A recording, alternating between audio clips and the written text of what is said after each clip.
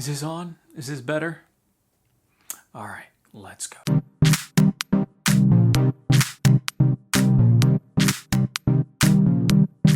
Hey everyone, Carlos here, and as I mentioned in my last video, I've done quite a bit of touring in the last year, and I've also been touring on and off for the last 4 years. And a question that I often get from people is, how do you preserve your voice? How do you keep it from getting worn out or tired? Do you ever lose your voice? So how do I preserve my voice? I just don't sing. I've actually been studying voice since I was 14, and then I went to college and I had a great teacher.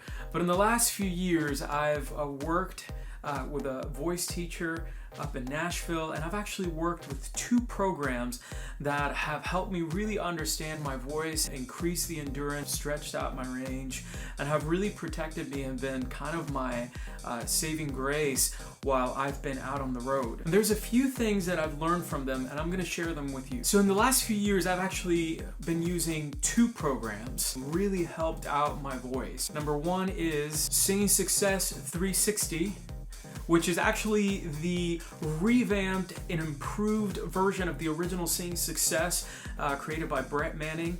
And also, number 2, Mastering Mix, which followed the original Singing Success. These are 2 very different programs, but I use them both on a regular basis. And the reason why is because they affect different parts of my voice in a different way. Think of these almost, if you're familiar with any of the Beachbody products, this one is kind of like the P90X, or as my friends like to call it, the P90 Net. And then Mastering Mix is kind of like the P90X2, that it takes the concepts of the original program and it delves in them deeper to improve your voice. These have been essential to the preservation and the training of my voice for the last few years that have helped me while I've been on the road. And the concepts that I have learned in these programs help me drastically to not only improve my artistry, but also sing with greater ease. And there's a lot of things that I've learned from both of these programs, but I'm gonna share with you 3 things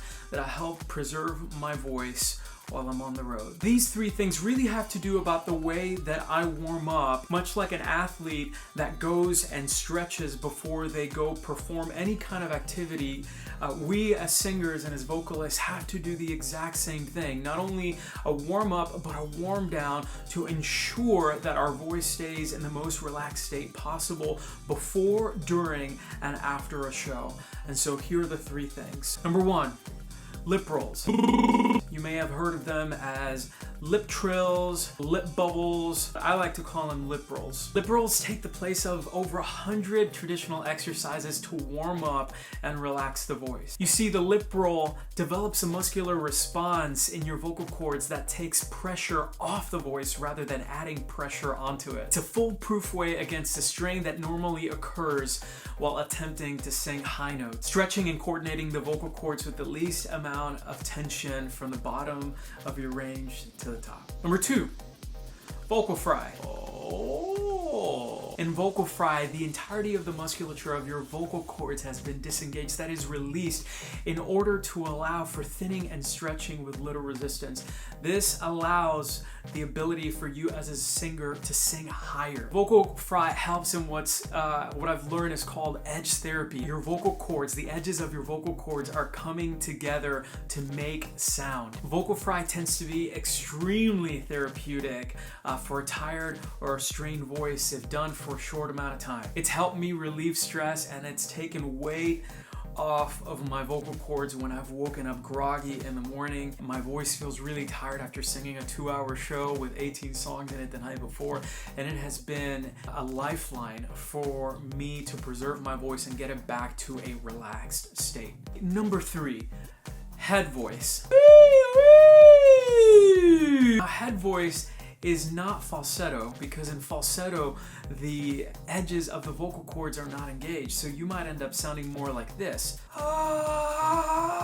The vocal cords are completely set apart and just air is blowing through it, as I've learned through the years. The head register is much safer and easier than singing in high chest tones because there is less vibrating musculature than when you are singing in high and your high chest voice, and the tone quality and the purity of your voice is maintained. The group that I've toured with, we exchange parts quite often, so that means that sometimes I'm singing high tenor and sometimes I'm singing tenor 3, or sometimes kind of more in the baritone range. So this exercise has been particularly helpful for me because if I start singing in a lower register and more of a chesty kind of tone, what ends up happening to my overall mix of my voice is that it gets really heavy because I'm constantly engaging heavier musculature from singing in chest voice. What I do sometimes during intermission is that I start singing in head voice a lot, or I start practicing exercises that engage the head voice and isolate it because it relaxes my voice back to really where it was at this first stages of me warming up. And so that's really extremely helpful for me. Well, those are the 3 things that I've learned in the last few years.